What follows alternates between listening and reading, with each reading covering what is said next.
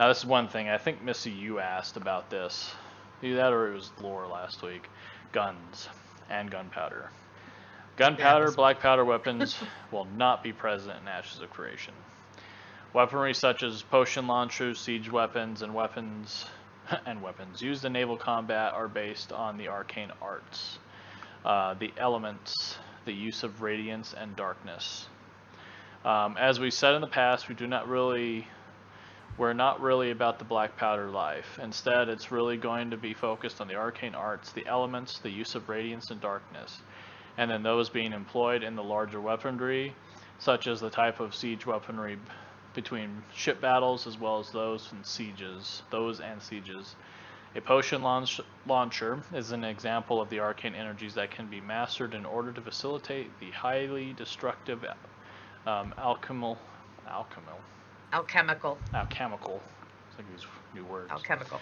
Alchemical. Like alchemy? Alchemical. Yeah, alchemical. Blends that can be created. So I think that's cool. I think, not saying guns so more at a like later Molotov part. cocktails. Yeah. Yeah, so I think that'll definitely be. That's fine. I think if we can still have certain things that are just based on arcane and elemental damage, I think that's cool. Like, really bring the fantasy into it all.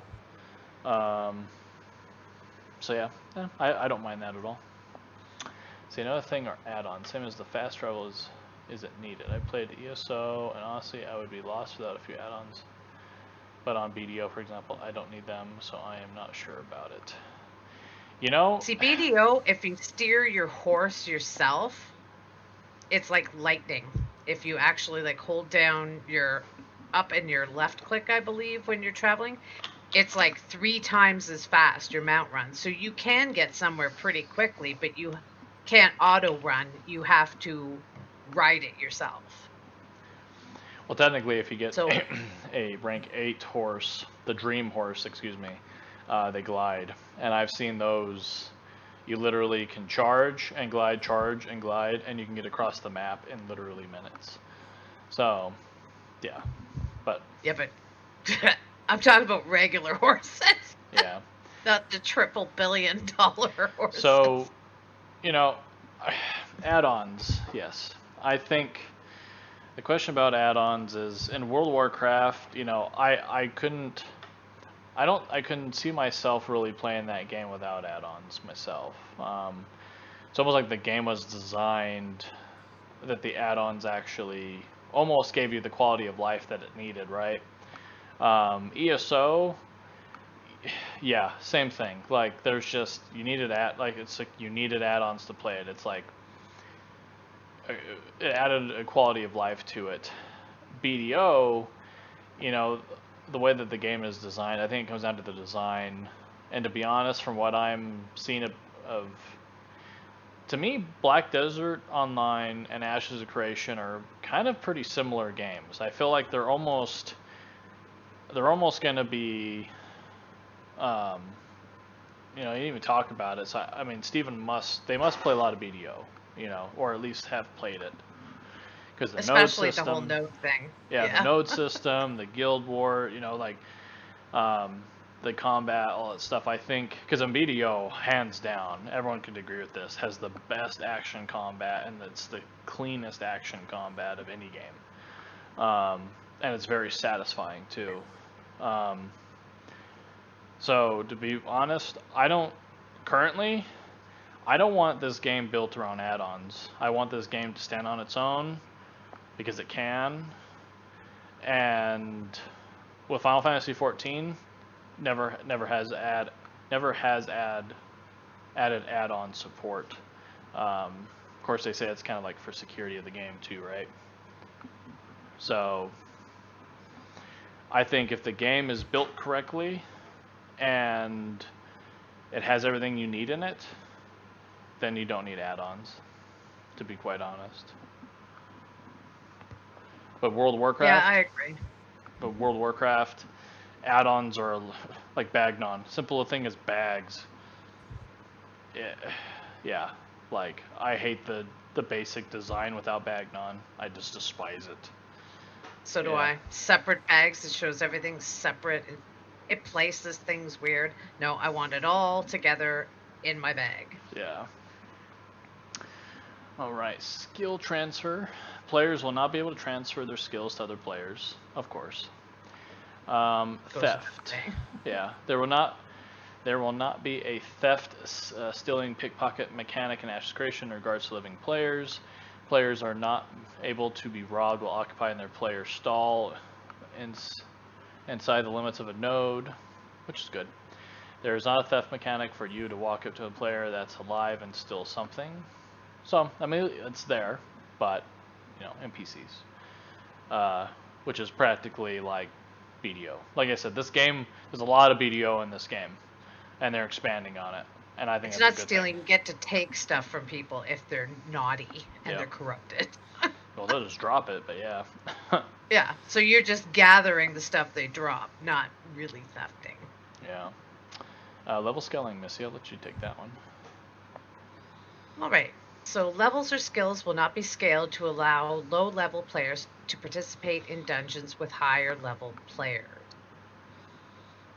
There will be a mentorship program where upper-level players are able to benefit from partying and or helping lower-level players and getting them situated in the game. There you go. So you never need to worry about that, Denny. You could get into the mentorship program if you were new in this game. Certain node buildings and organizations offer quests that can be initiated by a mentor to assist new players. Rewards are offered to both the mentor and the mentee upon completion. Leading a mentee through a dungeon, meeting at prearranged locations, escort quests for NPC caravans. There will be activities that are present for higher level players to mentor lower level players. Let's say you have a friend who joins later on and you still want to do things with them. There will be things to do. Will you be able to enter a dungeon of your level and participate? No, because we don't want to inflate or deflate characters and manipulate that type of skill or power. We want that to be something that makes sense for them in a progression standpoint.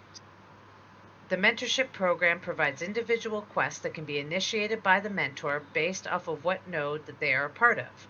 So these are like quests that are determined by either certain buildings and or organizations or the mayor. And there are specific ones that are available for mentors to provide mentees.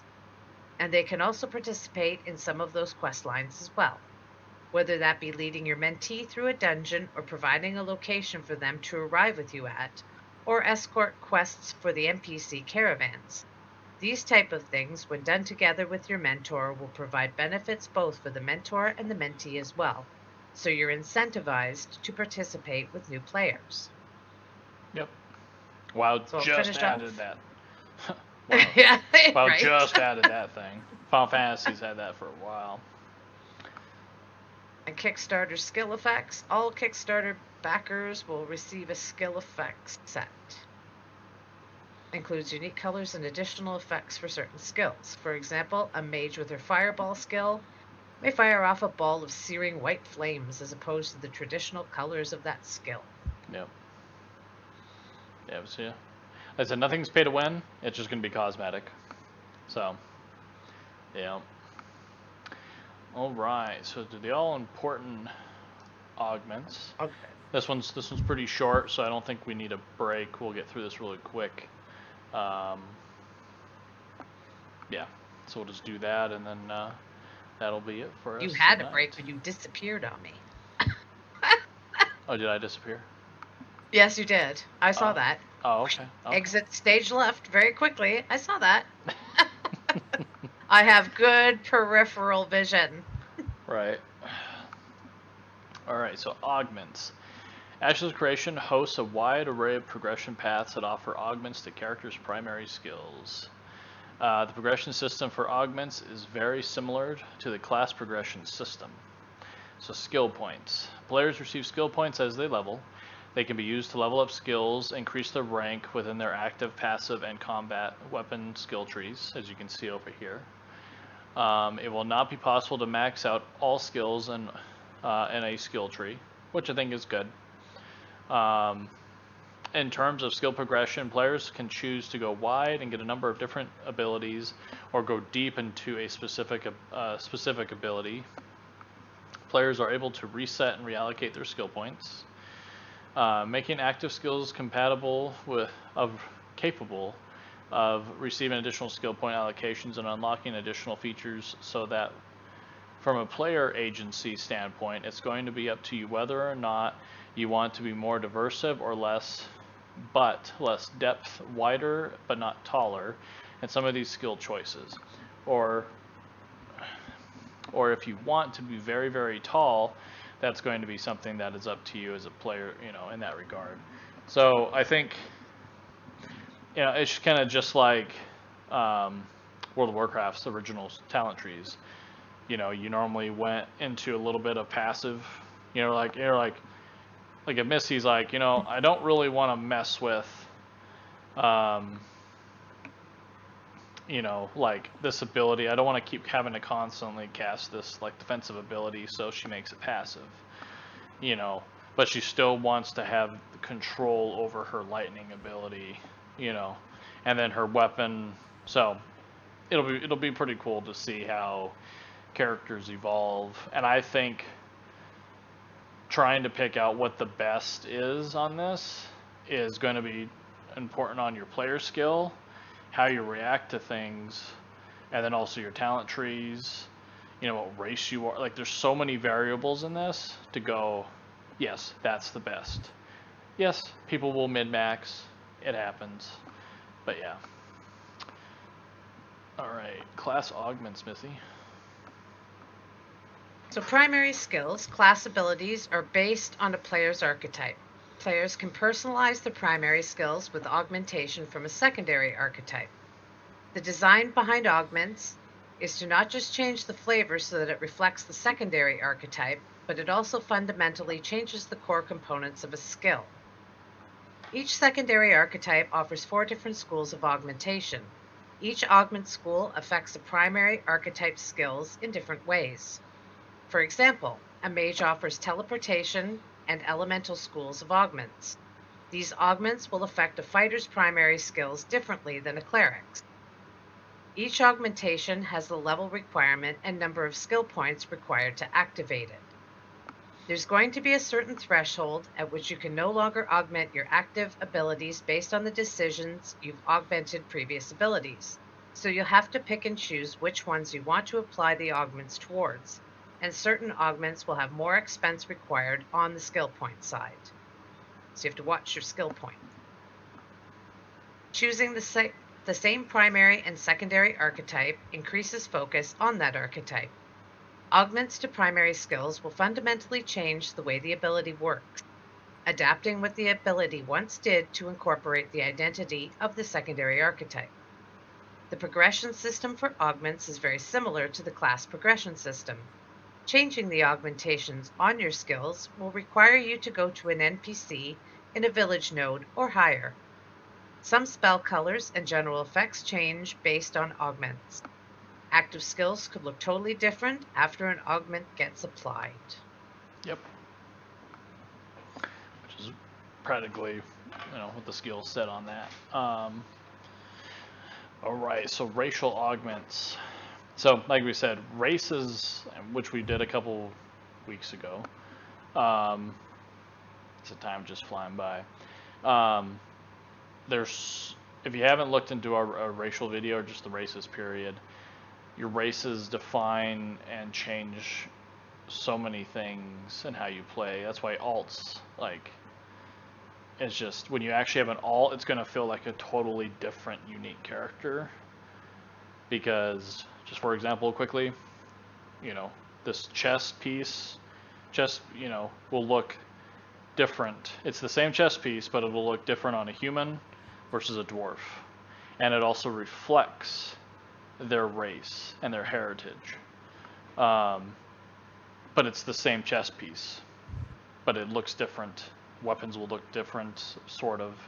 And I mean, just your houses, just the way you fight, all that stuff. But anyways, yeah. Racial augments. So racial augments are based on a character's race and are available to each class. These apply to abilities on a character's primary archetype. They affect how the ability works and can also apply cosmetic effects. In keeping with our theme of consequence, and unlike other games, race won't just be a matter of look, with relatively inconsequential abilities tacked on. Instead, they integrate deeply into our class system, augmenting and changing the basic chassis? No. Right? Yep. Yeah. Provided by our 8 core archetypes. Our goal here is to create a system where an elven fighter feels different, but serves the same role as a dwarven fighter. To me, I feel like, yeah, your elven would be lighter on its feet, so it definitely does need to feel different than a dwarven fighter. You know what I mean? So that's cool that it actually it does that. I guess I'll do religious augments. So strong religions provide unique augments that can be applied to a player's primary skills. Religious augments are considered top-tier achievements within a religion. These augments can be tacked on top of class augments. They will have a give and take system based on the choices the player makes.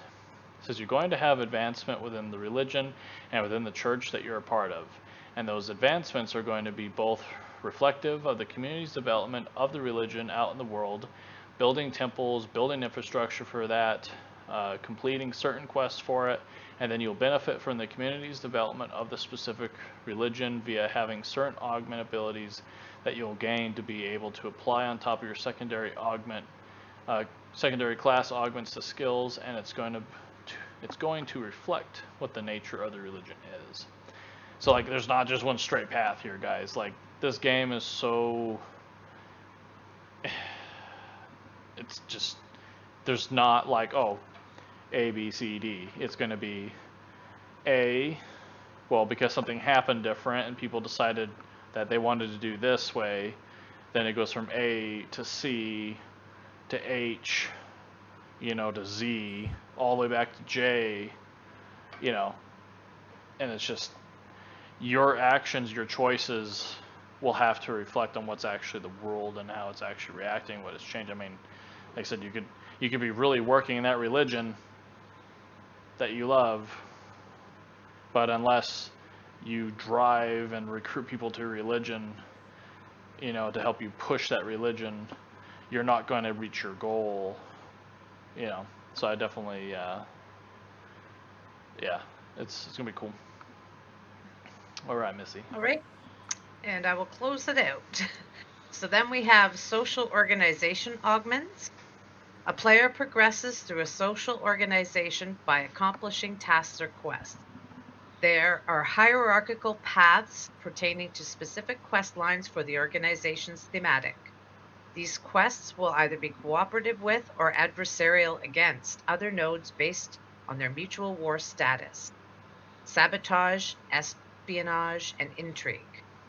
For example, a thieves' guild may have objectives and quests towards securing a particular item to enable players to advance within the organization. Social organizations are going to have quest lines the players participate in, which some will include sabotage, espionage, intrigue. While it's not necessarily player versus player in the combat sense, it is player versus player in pitting communities in those organizations kind of against each other in a competitive atmosphere, where only some things can be accomplished by certain communities, and not everybody can succeed at a particular task. So I think that that's a unique way to involve meaningful conflict that doesn't necessarily have to relate to PvP, because obviously we have a lot of PvP systems in the game, and there are many ways for players to participate in player versus player combat. But we also want to make sure that from a progression standpoint, from a system standpoint, there are going to be abilities of individuals to show these quest lines, these tasks that will pit organizations against each other, specifically from an organizational standpoint. So social organizations unlock augments. You're going to see arguments being used a lot throughout a lot of our system. I think that means augments, not arguments. Right. Well, even though they wrote arguments. When we're talking about the guild system, when we're talking about social organizations, when we're talking about religions, a lot of those things are going to affect how and what you have available to augment your skills with. And again, skills will not be able to transfer to other players, but that doesn't happen in any game. Right. So it doesn't really need to be said. Yep. All right, guys. Yeah. Well, that was skill and augments. Missy, because I don't want to jack up our cameras, do you want to see what we have for next week? Yeah, for next week, we have... We have combat, dungeons, and raids. Oh, there you go, guys. That'll be pretty fun. Yep. Especially Denny, you just talked about no group finder for dungeons and raids. So yeah. Yep. We'll talk all about that next Friday. Yep. And hopefully this week, you guys can catch Missy streaming a couple times. I know I need to. Playing something. Right. Don't know what. Just messing around and having chats. Yeah, like I said, I just been playing BDO right now, and that's really not like streamable. I mean, it is streamable, but I'm literally on a boat because I'm working on building my boat up, trying to get all the way to the Karak, which takes a long time. But I don't think people want to watch me on a boat traveling for 40 minutes. So, plus, hopefully soon we'll get our editor back, Mr. Chris. So then we could just do what we gotta do, and then he can work his magic for our YouTube. So, but yeah, guys, Denny, thanks for interacting with us, and everyone else that's just watching. Like I said, show your support if you like what you're seeing. Press that follow button. Subscribe on our YouTube. Any donations or like that is fully appreciated. Any of those will definitely go to expanding what we're currently doing, trying to make things kind of more automated and whatnot. So, but right now, Fridays, it's all about Ashes. I wish we could play Ashes. Maybe if we get into the program, we can. So we should call it Ash Friday. Ash Friday, right? Just one little shout out, and then I'm gonna hand over to Missy to close it out. Please check out our website, cruciblegamingnetwork.com. If you are a streamer yourself, or even just a YouTube content creator, we do have a Crucible team members program, which is just like being a part of a team member. You don't have to be affiliated. You don't have to be partnered. It's something that we would be working with each other as an actual team. We also have a partnership program too, which we do have our first partner, Switch Styles. An amazing rapper friend of mine. You'll be able to see his stuff coming up soon. Yep. So, yeah, we're not just gaming. Like I said, we're just gonna be kind of going about at this and trying to make it bigger and better. So, all right, Missy, take us out. Well, thanks everybody for joining us on our Ash Friday, and we will see you next week. And thanks for joining us, and I will be around. I will shout it out on our Twitter. Join our Twitter, and you'll see when I will be on. Just messing around, hanging out, playing maybe some Fall Guys even or something. You could join my team. We can all race each other. So, like I said, I'll shout out on Twitter. Follow our Twitter, and we will see you soon. Yep. Take care, everybody. Have a good one, guys. Take it easy. Until next week.